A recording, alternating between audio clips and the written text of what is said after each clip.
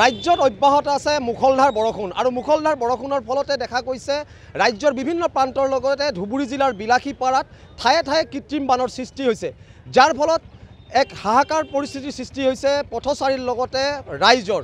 মই বৰ্তমান উপস্থিত আছোঁ বিলাসীপাৰা চহৰৰ বাঙালীপাৰা নামৰ ঠাইত আৰু এই বাঙালীপাৰাত মই পোনপ্ৰথমে ND24 দৰ্শকক দেখুৱাবলৈ যত্ন কৰিম যে এইটো হৈছে পথছোৱা আৰু এই পথছোৱাৰে মানুহ যাতায়াত কৰে বিলাসীপাৰাৰ পৰা ৰাণীগঞ্জ আৰু বিভিন্ন প্ৰান্তত অহা যোৱা কৰে। এইটো 17 নং ৰাষ্ট্ৰীয় ঘাইপথৰ পৰা লাগি থকা এটা গুৰুত্বপূৰ্ণ অঞ্চল হৈছে বাঙালীপাৰা। বাঙালীপাৰা অঞ্চলৰ এই গুৰুত্বপূৰ্ণ পথছোৱাত দেখা গৈছে আজি কেইবাদিন ধৰি নেৰানেপেৰা বৰষুণৰ ফলত সৃষ্টি হৈছে কৃত্ৰিম বানৰ, যাৰ ফলত যাতায়াতৰ যথেষ্ট অসুবিধাৰ সন্মুখীন হৈছে সৰ্বসাধাৰণ ৰাইজ। মই সেই দৃশ্য দেখুৱাবলৈ যত্ন কৰিছোঁ। চাওক, এনেকুৱা একাঠু পানীৰ মাজেৰে যাতায়াত কৰিব লগা হৈছে ৰাইজে। মটৰ চাইকেল আদি ই ৰিক্সাকে ধৰি বিভিন্ন প্ৰান্তত যিখিনি চলাচল কৰে এই পথছোৱাৰে মানুহ যথেষ্ট হাৰাশাস্তিৰ সন্মুখীন হৈছে। মই সেই দৃশ্য দেখুৱাবলৈ যত্ন কৰিছোঁ। চাওক, এনেদৰে এই গুৰুত্বপূৰ্ণ পথছোৱা এয়া হৈছে বিলাসীপাৰা চহৰৰ 17 নং ৰাষ্ট্ৰীয় ঘাইপথৰ লগতে লাগি থকা এটা গুৰুত্বপূৰ্ণ চহৰ। বিলাসীপাৰা চহৰকে ধৰি বাঙালীপাৰাৰ পৰা বিভিন্ন অঞ্চললৈ যাতায়াত কৰে এই পথছোৱাৰে। আৰু এই বিষয়ে আমি কিছু ইয়াতে পদপথত থকা কিছুমান দোকানী আছে, সেই দোকানীসমূহৰ পৰা আমি কিছু কথা জানিবলৈ চেষ্টা কৰিম। কিমান দিনৰ পৰা আচলতে এই যাতায়াতৰ ক্ষেত্ৰত অসুবিধাৰ সৃষ্টি হৈছে আমি কথা পাতিবলৈ যত্ন কৰিম।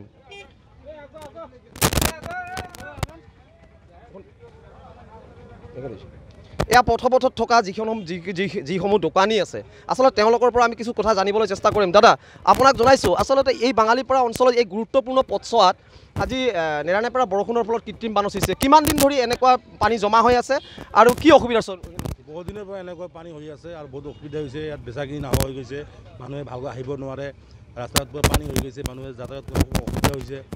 আৰু ঈদৰ টাইমত এনেকুৱা ভিৰ আহিছে, ভিৰৰ কাৰণত পানীটো মানে ওলাৰ কাৰণে ৰাস্তা নাই, বহুত অসুবিধা হৈ আছে ইয়াত। এনেকুৱা কিমান দিন হ'ল যে পানী জমা হৈ থকা বা পানী জমা হোৱাৰ পানীখিনি ওলাই দিয়াৰ ক্ষেত্ৰত কিবা ব্যৱস্থা কোনো চৰকাৰীভাৱে বা বিভাগীয়ভাৱে কিবা ব্যৱস্থা কৰিছে নেকি? চৰকাৰে মানে কৰিব বুলি কৈছিলে, আহিছিলে আগতে ড্ৰেইনটো খুলি দিছে, কিন্তু ড্ৰেইনটো কামটো হ'ব মানে দেৰি হ'ব বুলি কৈছে আৰু হ'ব, ৰাস্তাটো হ'ব বুলি কৈছে আৰু আমি হ'ব বুলি কৈছোঁ বুলি শুনিছোঁ আমি। যে পবিত্ৰ ঈদ, এই ঈদৰ প্ৰাক মুহূৰ্তত ৰাইজৰ যিহেতু অহা যোৱাত যথেষ্ট অসুবিধা হৈছে, ব্যৱসায় বাণিজ্যৰ ক্ষেত্ৰত কি অসুবিধাৰ সন্মুখীন হৈছে? ব্যৱসায় বহুত অসুবিধা হৈ আছে, মানুহ আহিব নোৱাৰা হৈছে, ৰাস্তা ঘাটবোৰ পানী হৈ আছে, মানুহে ঠিকমতে আহিব নোৱাৰা হৈ গৈছে ইয়াতে। হয়, দেখা গৈছে যে এনেধৰণে পদপথত থকা যিসমূহ দোকানী আচলতে তেওঁলোকৰ বেচা কিনাতো যথেষ্ট অসুবিধাৰ সন্মুখীন হৈছে, কাৰণ ৰাইজ ওলাই আহিব নোৱাৰে, একাঠু পৰ্যন্ত পানী, আৰু এই পানীৰ ফলত পৰি ৰাইজে যদি আহিব নোৱাৰে, সন্মুখত পবিত্ৰ ঈদ আৰু এই ঈদৰ ক্ষেত্ৰত যে দোকানীসমূহৰ যথেষ্ট অসুবিধাৰ সন্মুখীন হৈছে। আৰু কিছু লোক আছে, আপোনাৰ পৰা আহিছোঁ, কি ক'ব আচলতে এই বাঙালীপাৰা অঞ্চলত ইমান দিন ধৰি কৃত্ৰিম বানৰ সৃষ্টি হৈছে, পানী আবদ্ধ হৈ আছে, কি অসুবিধা? বহুত অসুবিধাটো সীমাই নাই। এইবিলাক মানে মানুহ চলাচল কৰিব নাপায়, ঈদৰ দিন এটা মানুহ মানে কিভাৱে যাব, কিভাৱে নাহিব, মানে বহুত সমস্যা এটা। এতিয়া চৰকাৰেও এইবিলাক নাচায়, কোনো মানুহে নাচায়। বহুত দিন আজি 1 মাহ 1.5 মাহ হৈ গ'ল এনেকুৱা পানীৰ কোনো ওলোৱাৰ ব্যৱস্থা নাই, কোনো ব্যৱস্থাই নাই। বিভাগীয় তেনেকুৱা ধৰণৰ কোনো লোক আহিছিল নেকি এইটো সমস্যাৰ সমাধানৰ ক্ষেত্ৰত? কৈ অহা নাই। হয়, ঠিক তেনেকৈ সকলে এটা কথাই কৈছে যে মানে পানীত আবদ্ধ হৈ আছে, যাতায়াতৰ ক্ষেত্ৰত অসুবিধা হৈছে, ব্যৱসায় বাণিজ্যত অসুবিধা হৈছে, আৰু কিছু পদপথত থকা দোকানী আছে। দাদা, কি ক'ব এই সমস্যা যিটো পানী আবদ্ধ হৈ আছে? পানী আবদ্ধ হৈ থকা মানে আমাৰ দোকানীগিলা বুলি নহয়, ৰাইজৰ যিমান মানুহ আছে সকলোৰে অসুবিধা হৈছে। কিন্তু পানীটো আপোনাৰ খুলি দিয়া ৰাস্তাটো নাই, মানে ৰাস্তাটোৰ ব্যৱস্থাটো কৰি দিলে আমাৰ সকলোৰে ৰাইজৰ ভাল হয়, সেইটো কাৰণে কোৱা হয়।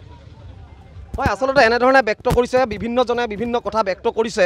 আমি কিছু আৰু দৃশ্য দেখুৱাবলৈ আমি যত্ন কৰিম। আচলতে সন্মুখত ঈদ আৰু ঈদৰ বজাৰ সমাৰৰ ক্ষেত্ৰত ৰাইজে যথেষ্ট অসুবিধাৰ সন্মুখীন হৈছে। মই পুনৰবাৰ দেখুৱাবলৈ যত্ন কৰিছোঁ ND24 দৰ্শক, এই গুৰুত্বপূৰ্ণ পথছোৱা এয়া বিলাসীপাৰা চহৰৰ পৰা একেবাৰে গাতে লাগি থকা যিটো 17 নং ৰাষ্ট্ৰীয় ঘাইপথ আৰু 17 ৰাষ্ট্ৰীয় ঘাইপথ আদি এইটো গুৰুত্বপূৰ্ণ পথছোৱাৰে ৰাণীগঞ্জ আদি বিভিন্ন প্ৰান্তলৈ ৰাইজ অহা যোৱা কৰে, আৰু এনেদৰে যথেষ্ট অসুবিধাৰ সন্মুখীন হৈছে পথচাৰীয়ে।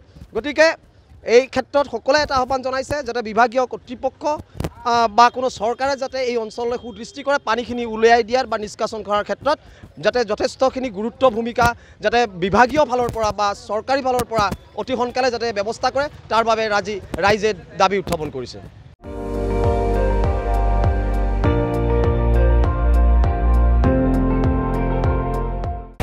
আপুনি চাই আছে ND24 সৰ্বশ্ৰেষ্ঠ নহয় সৰ্বোত্তমৰ দৌৰত।